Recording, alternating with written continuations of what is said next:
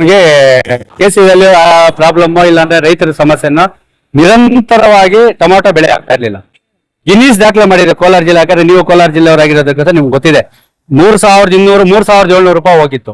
ಅವಾಗ ಫಸಲಿಲ್ಲ, ಬೆಳೆ ಇಲ್ಲ. ಈಗ 5 ವರ್ಷ ಆದ ನಂತರ ಸಮೃದ್ಧವಾದ ಬೆಲೆ ಬಂದೈತೆ. ಬೆಳೆ ಹೆಂಗಿದೆ ಅಂದ್ರೆ ನಾವು ನಿರೀಕ್ಷೆ ಕೂಡ ಮಾಡ್ಲಿಲ್ಲ. ಆ ಒಂದು ಮಟ್ಟಕ್ಕಿರುವಾಗ ಮಾರ್ಕೆಟ್ ಅಲ್ಲಿ ಏನಾಗ್ತದೆ ಅಂದ್ರೆ ಒಂದು ಟೊಮಾಟೊ ನೋ ಸೇಲ್ ಇಂದ ಹಿಡಿದು ಕನಿಷ್ಠ ಒಂದು 150-160 ಹೋಗ್ತಾ ಇದೆ. ಅದೇನೋ ಫಸ್ಟ್ ಸ್ಟಾರ್ಟಿಂಗ್ ಅಲ್ಲಿ ಸಿಕ್ಕಿದ್ರೆ ಮತ್ತೆ ಅದು ಆಗ್ತಾ ಇಲ್ಲ. ಅದಕ್ಕೋಸ್ಕರ ನಾವು ಏನ್ ಆಗ್ತದೆ ಅಂದ್ರೆ ಟೊಮಾಟೊ ಬೆಲೆ, ಯಾಕಂದ್ರೆ ನೀವು ತಾಲೂಕು ಅಲ್ಲಿ ದಂಡಾಧಿಕಾರಿಗಳು ಮತ್ತೆ ಆಡಳಿತಾಧಿಕಾರಿಗಳು, ಅದಕ್ಕೋಸ್ಕರ ಟೊಮಾಟೊ ಬೆಳೆಗಾರರ ಪರಿಸ್ಥಿತಿ ಏನಿದೆ, 1 ಎಕರೆ ಬೆಳಿಬೇಕಾದ್ರೆ ನಿಮ್ಗೂ ಗೊತ್ತಿರೋ ವಿಚಾರನ ಸುಮಾರು ಕೂಲಿ ಕಾರ್ಮಿಕರೆಲ್ಲ ಸೇರಿ 2-2.5 ಲಕ್ಷ ಖರ್ಚು ಬರ್ತಾ ಇದೆ. ಒಂದು ಬಾಕ್ಸ್ ಟೊಮಾಟೊ ಮಾರ್ಕೆಟ್ ಬರ್ಬೇಕಾದ್ರೆ 60 ರೂಪಾಯಿ ಖರ್ಚು ಬರ್ತದೆ. 10 ರೂಪಾಯಿ ಕಮಿಷನ್ ಇರ್ತದೆ, 3 ರೂಪಾಯಿ ಬಾಡಿಗೆ ಇರ್ತದೆ, ಕೂಲಿ ಆಳುಗಳದ್ದು ಒಂದು 30 ರೂಪಾಯಿ ಬೀಳ್ತದೆ. ಅಂದ್ರೆ ಓವರಲ್ ಆಗಿ ಹಾಕಂದ್ರೆ ಮತ್ತೆ ಇದೆಲ್ಲ ಸೇರಿಸಿ 50 ರೂಪಾಯಿ ಬರ್ತದೆ. 20 ರೂಪಾಯಿ ಹೋಗಿ ನೋ ಸೇಲ್ ಹೋದ್ರೆ ನಮ್ಗೆ ಏನು ಸಿಗ್ತಾ ಇಲ್ಲ. ಅದಕ್ಕೋಸ್ಕರ ನೀವು ಆಡಳಿತಾಧಿಕಾರಿ ಮತ್ತು ಅಧಿಕಾರಿಗಳಿಂದ ಎಪಿಎಂಸಿ ಅವರು ಬಂದಿದ್ದಾರೆ, ಇಲ್ಲೆಲ್ಲ ಇದ್ದಾರೆ ಈ ಕಡೆ. ಎಪಿಎಂಸಿ ಅಲ್ಲಿ ಏನು ಮಾರ್ಕೆಟ್ ರೇಟ್ ಹೋಗ್ತಾ ಇದೆ, ಯಾವ ರೀತಿ ರೈತರಿಗೆ ನಾನು ಬೆಂಬಲ ಬೆಲೆ ಕೊಡಬಹುದಾ ಅಂತ ಹೇಳಿ ವರದಿ ತಗೊಂಡು ನಿಮ್ಮ ಮುಖಾಂತರ ಜಿಲ್ಲಾಧಿಕಾರಿಗಳಿಗೆ ಕಳಿಸಿ ಸರ್ಕಾರದ ಮಟ್ಟದಲ್ಲಿ ಚರ್ಚೆ ಮಾಡಬೇಕು.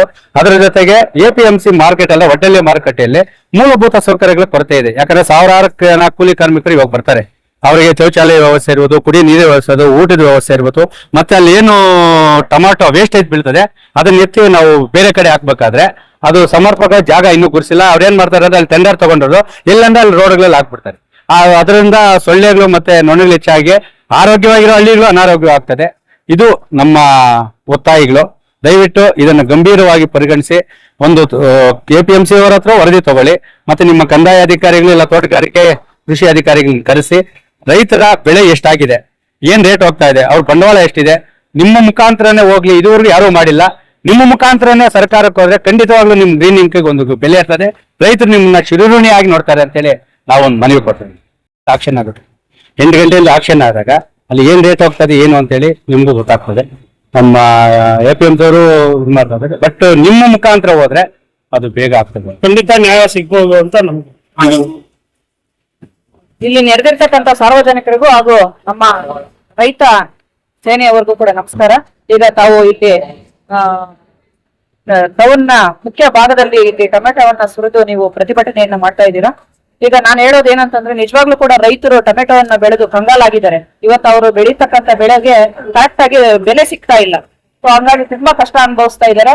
ಅವ್ರಿಗೆ ಬೆಳೆದಿರ್ತಕ್ಕಂಥ ಇದಕ್ಕೆ ಹಸುನು ಕೂಡ ಸಿಗ್ತಾ ಇಲ್ಲ. ಇವತ್ತು ನಿಜವಾಗ್ಲೂ ಕೂಡ ತಾವೆಲ್ಲರೂ ಇಲ್ಲಿ ಬಂದು ಸರ್ಕಾರದ ಗಮನ ಸೆಳೆಯುವಂತ ಪ್ರಯತ್ನ ಮಾಡಿದೀರಾ. ತಮ್ಗೆಲ್ರಿಗೂ ಕೂಡ ಧನ್ಯವಾದಗಳು. ನಾನು ಈ ಮನವಿಯನ್ನ ಸ್ವೀಕರಿಸಿದ್ದೀನಿ.